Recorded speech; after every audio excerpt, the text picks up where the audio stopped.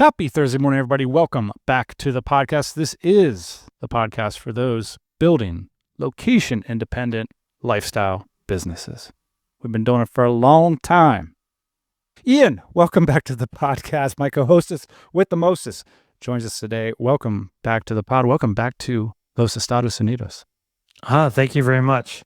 Just a little personal update here before we get into all the exciting content that we have for today. I am living, walking proof that you can spend the summer in Europe and gain weight. You're like, I got so tired of reading all the people on Twitter saying, like America's like poisoning us. Like, how can it possibly be that I ate whatever I want, I drank whatever I want, and I lost weight?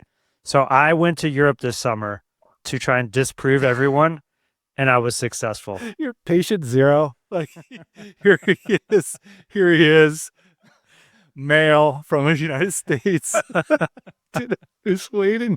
That means you did it right. You did it right. Well done. Thank you. So here I am, looking to lose weight in Austin, Texas. How are you? All right. We will touch on this topic, summering in Europe. It sounds bougie. Is it overrated?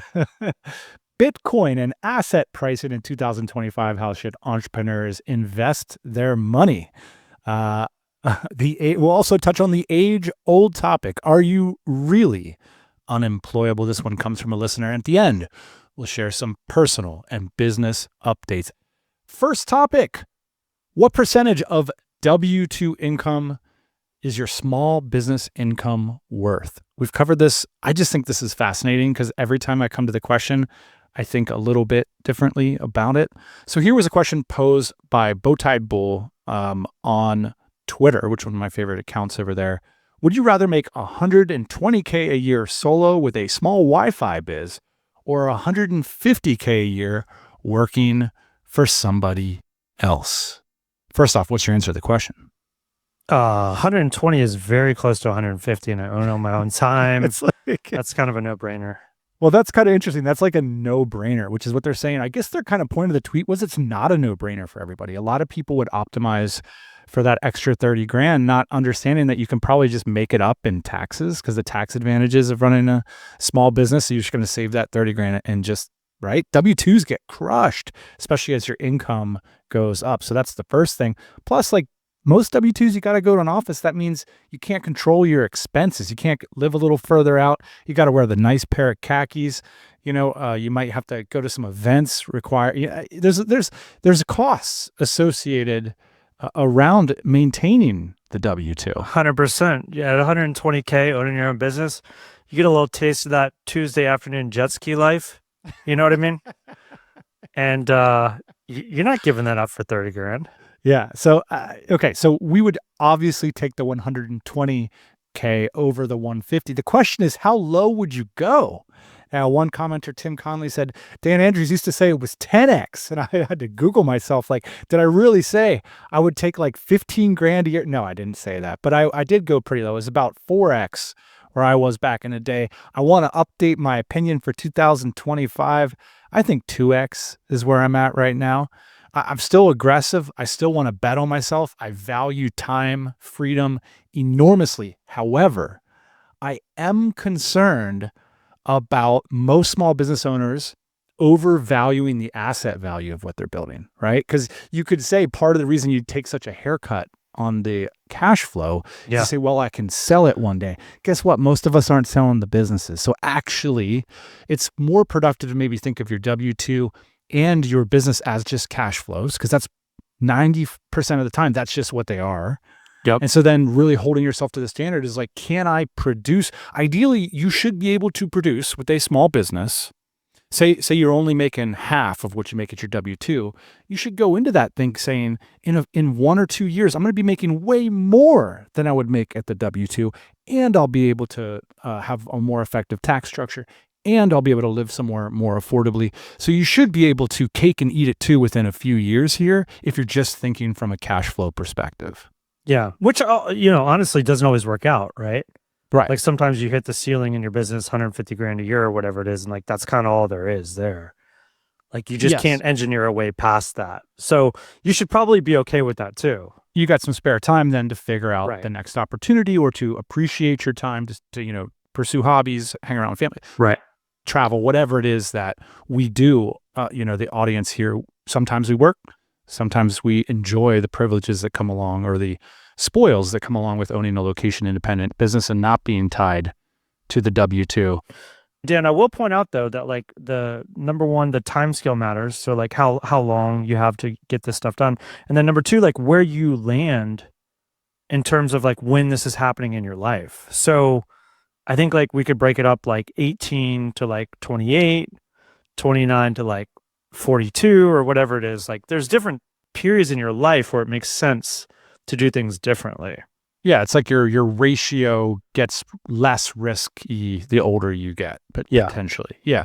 But that's actually something of a concern because if you have this like really aggressive ratio, say like, oh, if I could just make X number of dollars a month from my own business, I'll jump when I'm 25 or whatever. Well, you got to be a little bit careful that cash flow can actually produce for you.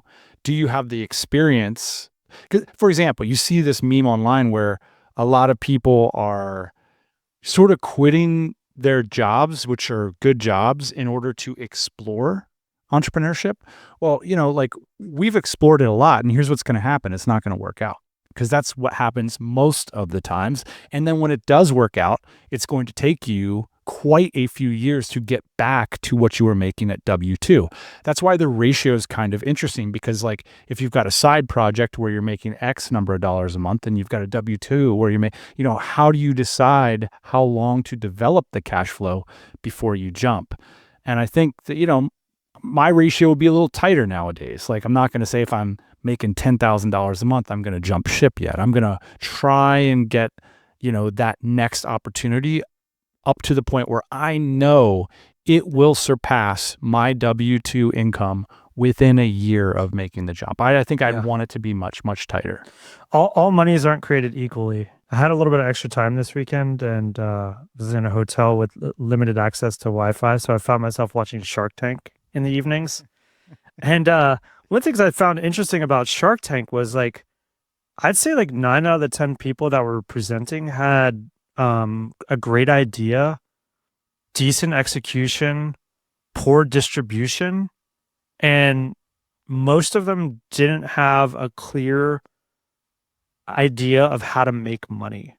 Meaning like they didn't understand the number one thing you're supposed to do with the business, which is make money. And that seems kind of ridiculous, right? But when we frame it in terms of this conversation, it really matters, like how much time you have to put in or the product that you're making or the result to actually take home $120,000.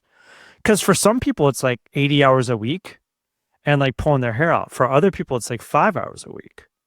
So the money isn't always equal in these situations. There's a lot of variables here, but like what I'm willing to make for the time I'm willing to invest for the opportunities that I have in front of me. Okay, next question. Is Bitcoin going to be worth 250,000 or more? And I just want to take a moment to talk about assets and investing and mindset around it. But first, a quick anecdote, Ian. On July 21st, 2016, on this podcast, the Tropical MBA podcast, Nathaniel Popper came by the show to share the secret backstory to Bitcoin. If you would have listened to that episode and taken $10,000 and bought Bitcoin at that moment, do you want to guess how much that $10,000 would be worth right now from having just listened to the Tropical MBA podcast and taken some action? Well, I can tell you that I didn't take action, so I don't really want to talk about it. If you would have listened to Nathaniel Popper's beautiful words about his beautiful book and just invested in what he was saying, you would now have the equivalent of $1.66 million in USDs. But Bitcoin is only one part of the story, Ian. Over the past 10 years, we saw people who didn't own a small business and who didn't get involved in assets essentially sitting on the sidelines of an all-time bull run, and we don't really see any end to it. Right now, as we speak, gold is, have you looked at the gold charts? Gold is all-time high. We're seeing property values explode through COVID. We're seeing S&P explode through COVID.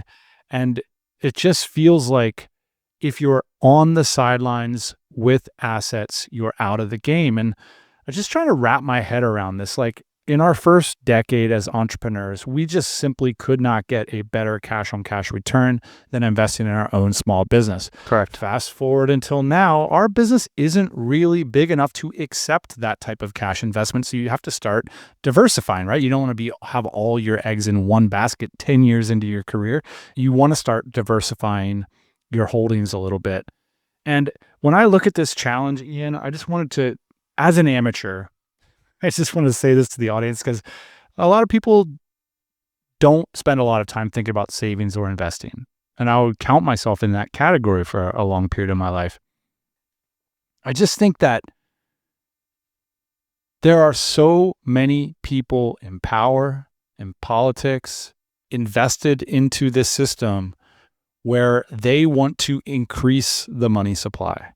They essentially want to devalue currency in general over time, and they benefit from that. And what that means is that in order to share in those spoils, you need to be the owner of assets. Now, another way I think about it, sort of this might be overly emotional, is like when I look at the S&P 500, the top American companies, you can also go global once you get wealthier. I start to think, well, like, you can also diversify into other founders and entrepreneurs that are dedicated to getting cash-on-cash returns for themselves and their investors. So that's a way that you can sort of, whereas like, I guess in 2008, when I was very young, I was like, I don't trust the stock market. You saw it go down.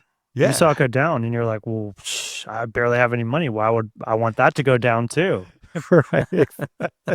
Exactly. And so I think of it more like this. I don't know if you've seen Levels, Levels.io, one of the best Twitter followers. I've sort of probably the most famous digital nomad in the world right now. He has this, he has his own S&P index. That's an index of all the founders who weightlift, essentially. And it does like outperforms the S&P. So he has this great site you can go to called levels.vc. And his point is he just puts his money into the indexes and chills. And then he buys like a couple companies that he really admires as well. But it's this concept of like, you understand what founder-led companies are doing. I'm going to put my money into, founder-led companies on the index and just let them run with my money as well. Of course, you never know when the world is going to change, but it feels like this idea that there aren't many powerful people or systems or institutions that are not interested in increasing money supply and sending more money around and getting it moving. And that's what money expansion does. And that's what drives asset prices up. This is why we're looking at assets across the board up over the past 10 years dramatically. So how do you get involved? You invest. And so do I think Bitcoin's going to be worth over $250,000 in 5 years? Like that's the story it's been telling so far. Yeah, probably, unless something dramatic happens. And we could have said that 5 years ago about any asset class that shows a historical upward trend. And so I guess 10 years ago I was very suspicious of this. And so small business was my way to rage against the machine and to create my own destiny. Now I look at all this stuff and I say, well, you can always rage against the machine and start a punk rock band, but that doesn't mean you can't, let Bon Jovi take some money out on tour for you and give you some returns in form of dividends. And that is the equivalent of saying, like, if all these charts are historically going up, get some money into it in the way that you see best fit. By the way, one of the best all-time business ideas was starting a band, obviously. Come up with like 14 hit songs, ride that wave for like 50 years, sell $50 t-shirts, $350 tickets to your concert. Amazing business. Yeah. Scales well. Yeah. All right, Ian, next topic. Are entrepreneurs truly unemployable? Hot take. This comes from listener Brian Adolph on LinkedIn. He said, hot take. Real entrepreneurs aren't unemployable. Okay, so this is Brian's words. I was listening to Dan and Ian on the podcast this morning where they discussed unpopular opinions sourced from an entrepreneurial subreddit, and it sparked my own controversial thought. Claiming yourself as unemployable has been a trend in circles for a long time. It's fun to say, and I've even done it myself recently. As I thought about it, though, I realized it's dumb because it makes, to paraphrase, he's saying, it like maybe makes us feel cool, but maybe we're just doing it to feel superior to those with traditional jobs. Here's the reality, back in Brian's words. If you're truly not employable, that means you lack discipline, can't follow direction, struggle with focus, can't navigate workplace dynamics, don't know how to play the game, and don't know how to serve your customer, which in a job is likely your boss. These are exactly the skills you need to be a successful entrepreneur. So claiming you're unemployable is a cop-out. It's just something catchy to say to other aspiring entrepreneurs. So don't take pride in that notion. So Brian says, fellow entrepreneurs, changed my mind. Ian, is Brian correct that we are actually highly employable and not unemployable? I'd say the best entrepreneurs I know had jobs and they were very good at them. The way that he described unemployable people, I know people like that too that don't have jobs. So I'd say pretty accurate, Brian. Yeah, there's a quote from Nassim Taleb that's basically like, the being wealthy is being able to like, that the money you turn away is as sweet as the money that you take in, right? The things that you say no to because you can't be bought are just as sweet as making a sale and then having to make that delivery or that responsibility of a client, investor, or customer. I think it's the same with this term unemployable. So there's two versions of being unemployable. The first is the outcast, the shoots from the hip, takes big risks. You can't control me. I'm an entrepreneur. I'm unemployable. Like that version. Then there's the much cooler version of unemployable, which is you actually can't buy my time. Mm-hmm. Like there's not much that could be developed that I would be willing to exchange for money. In fact, I do things for fun. I do things for art. I do things for passion. I do things because I have a responsibility within my current investments in my company. But you can't actually create something that would, quote, employ me right now. So therefore, I am unemployable. When we talk about like employment options, I think as you get older, I've seen it be much more difficult for people as they get older. And so I think that is one reason why entrepreneurship is interesting, especially as you get older, because you can kind of continue to track with it. Meaning, if you love to make money, solve problems, like you said, pursue your art, your passion, et cetera, you're always going to be able to stay in the game. It doesn't matter how old you are.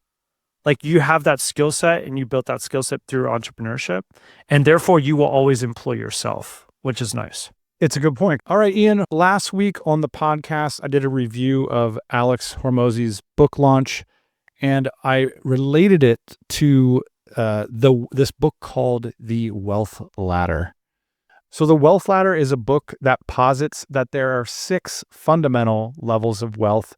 And the one that people primarily get caught up on is the sort of going from 100K to 1 million, which is the author Nick calls middle class, to 1 million to 10 million, which the author calls upper middle class. And I wanted to kind of dwell on this distinction for a little bit because the aforementioned Bowtie Bull writes on Twitter this week. Bowtie Bull submits that for 99.9% of people achieving $3 to $4 million in savings or net worth plus a paid off house is good enough, because you're always going to want to do work as an entrepreneur, so you can always bring in a little bit of extra money. And so they say, keep it simple. Don't worry about the flexers on Instagram. They go broke anyways. And so this is interesting. I wanted to bring up this idea of like financial cozy, like a paid off house and $3 to $4 million in wealth, which like, look, is a huge, huge achievement and very difficult to do, but it is significantly easier to do than getting the whole way to 10 and beyond, which I brought up last week, typically requires some kind of exit, like a big exit, which we talked about is really hard to do with like bootstrap cash flow. Not impossible. And we feature people on the show all the time that have done it, but very, very difficult. And so I do think it's interesting when I talk to a lot of like entrepreneurial influencers, they're basically like, yeah, 10 million is like minimum, you know? And then you've got this really interesting financial newsletter that says, look, like, can we have like a more intermediate guidepost to get to? So what do you think by the time you're 65, 55, whatever your kind of retirement age is, do you think 3 to 4 million plus a paid off house is sufficient as a waypoint, as a platform for achieving more? Well, first things first, everybody's different. Everybody lives in different places. Everybody's got different priorities, right? So you got to figure out for yourself what the priority is. David and Carrie McKeegan gave a presentation at the Barcelona DC Black event this summer. They've had some exits and they've run some wonderful businesses. And the question that they were trying to figure out for themselves when they went into this sale that they recently had was, how much is enough? Like, how much do we actually need to make from this sale to kind of be good? You know, they've got a family and all that good stuff. So I think, again, it depends so much on your situation and what you're trying to achieve. But one of the important things I took away from Dave and Carrie's talk was they are not willing to kind of sacrifice the quality of life and the lifestyle that they have right now going into retirement and past their children's college years. Meaning they want to continue to live the same life that they are enjoying now with their good cash flow business. I think so many Americans, especially, I've seen it happen a million times in my own personal life. They get to retirement age and they have to scale back. So that means like they don't fly business class anymore. They don't go on vacation. They kind of sit in their house and like pay for the direct TV, you know, and like wind down. Like, I got to find some hobbies that don't cost any money because I ain't got any money anymore. And for most people, I think running a business and enjoying the spoils of their business, you know, midlife and whatnot, that's, for me at least, like not an exciting prospect. Like, I don't want to downshift like that. So we got to figure out a way to like not necessarily own the asset or the business, or not necessarily have to work as hard as we're working now, but still enjoy a good lifestyle. So 3 to 4 million plus a paid off house, good enough? I guess it depends what your monthly burn is. And that was the point of Dave and Carrie's presentation, was like they mapped out what they thought their monthly burn was going to be for the next 30 years. And they reverse engineered it to make sure that they could get the exit that they wanted. One interesting thing I learned from that talk, Ian, is that I thought that the 4% rule was a rule of thumb come up by a subreddit called Fire.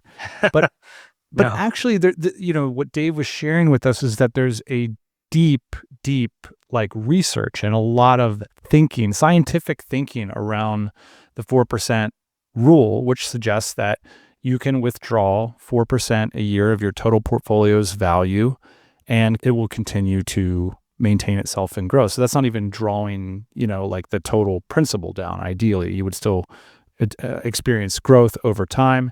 Not only is there like a lot of research behind the 4% rule being effective, it also factors in inflation. And there's also portfolios that you can design that are designed specifically for drawing them down, right? So like perhaps earlier in your career, as you're thinking about maximizing your wealth, you'd construct a different portfolio than one that you're withdrawing 4% every year. Well, if you have 4 million in invested assets and you draw down 4% a year, that's $160,000 a year off to live off. And then if you have a paid off house, that would assume that you're only really paying insurance, taxes, and maintenance on that house. So dramatically reducing your monthly burn there. So is that enough to reach a waypoint in your life? For many people, of course, yes. Like that's a great life. I think by any standard, if you think that that's a crap life, you probably have a crap life. But it's like you said, everybody's goals are different. What people are trying to do with money is different, and everybody's allowed to have their own number. So I do think it's interesting. And I guess I flag it up because it is tough to get to, you know, 12, 13, 14, 15 million, which is what a lot of entrepreneurs would encourage you to do. Yep. The reason for that is because you can have 160 grand a year for your travel budget, right? Now, I think what's interesting is to get to 3 to 4 million in savings plus a paid off house, you can do that on a reasonable cash flow basis. You don't have to experience big exit or build a business that's making you over $1 million a year EBITDA. And I want to point out this too, Dan. We advocate for it all the time, which is make your dollars and spend them somewhere else. So, 3 to 4 million plus a paid off house, and you move your ass to Thailand, all of a sudden you got like 7 or 8 million potentially, depending Yeah, on where you go. that's So a true. lot of people, probably not listening to this show, but a lot of people in the United States might look down on that. If you've never been to Thailand before, you probably look down on that. If you've been to Thailand before, you'd realize that your retirement is going to look much sweeter than most people sitting in Arizona. Cool. I just thought that was an interesting little twist, that this idea, like there is this big gap between people from go to 1 to 10 million, but there's this kind of interesting waypoint where, adjusted for inflation, you can still bring out your 150, 160 grand a year. If you have a paid off house, you're not investing a lot in living expenses. And so I think a lot of people from a bootstrap cash flow perspective can get there. Yeah, and I'm making a joke about Thailand and Arizona, but the reality is, like, that's the hack to maybe not have to grow the $20 million business or the $10 million business and have a sale. The hack is just move somewhere lower cost with a higher quality of life, perhaps. Yep. That loops us back to our first topic, which is like, cash flows are relative to your consumption, where you're consuming. So absolutely. All right, Ian, couple quick things at the end here. Europe for the summer, overrated, underrated, or properly rated. There's an increasing trend of Americans posting about their glamorous lifestyles summering in Europe. You've been summering for 10 years in Europe. What do you think? Is it situation improving? Situation is all great, I would say. I would say it's properly rated, I guess. Maybe still a little bit underrated, but properly rated. It's interesting. I was going through like kind of the finances of the summer, realizing like how much money I did spend there. And it's significant. Like 5 years ago, summer in Austin versus summer in Barcelona, it was like no comparison. Mm-hmm. But this year, I think I spent more than I would have in Austin. Like obviously less Amazon, but the restaurants aren't cheap there anymore. Like for good quality food and good quality experiences, like they've caught on to the fact that the dollar is floating around town. Yeah. Same with the apartments. But in general, we rode our bikes together all summer. Yeah. We drank beer at cafes afterwards. We had amazing did. lunches and dinners, family time at the beach. Like, Yeah. that part's underrated. Yeah. It's a good summer. Yeah. Yep. We each get one company news update. My pitch is, look, if you're listening to this podcast and you have over $100,000 a year revenue, hundreds of us are flying to Bangkok in just a few weeks to share our knowledge, to hang out with each other, and have a super fun time, and to hopefully eat crab fried rice, which I was actually delicious this morning. So I just can't wait to hang out in incredibly luxurious and fun environment with so many talented entrepreneurs, and just kind of get my notebook opened and inked up and motivated to, have an incredible 2026. If you're listening to this and you do over $100,000 a year in revenue and you haven't come to DCBKK, you're missing out. There's no other way to put it. You're missing out on the crab fried rice and all these incredible entrepreneurs. So Dan, I just want to mention something, and we can talk about this more on the show later, but DC Black, which is our community for founders with over $1 million businesses, we started masterminds for their team members, specifically for team leads of their companies. So generally speaking, these are people that are managing several people in the organization, or they have a high level of responsibility. We started for them masterminds the same way we run facilitated masterminds for the DC Black community. And people seem to be loving it. They seem to be absolutely loving it. One of the interesting things that I heard last month were some of these team members that are in these calls are actually ideal participants for masterminds because they have low egos. And I thought that was funny. Yep. More so than the founders. These people might actually be better at masterminds than founders are. Well, they're more invested too, because they have to succeed or else they don't have a job. Whereas a founder does not have to succeed. They could be unemployable for as long as they want, and they can still employ themselves. Correct. Yeah. Correct. So it's a little bit of like an accidental opportunity for us. A couple of weeks ago in the WhatsApp group, we said, hey, who would be interested in this? And like 30 people raised their hands. I think we might be onto something here. And I'm very interested to figure out if this is valuable for them. So far, it seems like it is. Cool. Yeah, that's super cool. And also, I'm speaking of DC Black, we do have a event in December in New York coming up. So if you run $1 million business, you don't want to fly the whole way to Bangkok, do join us in New York in December. All right, cool. That's it for this week. I think we covered everything. We'll be back next All right, Thursday man. morning, as always.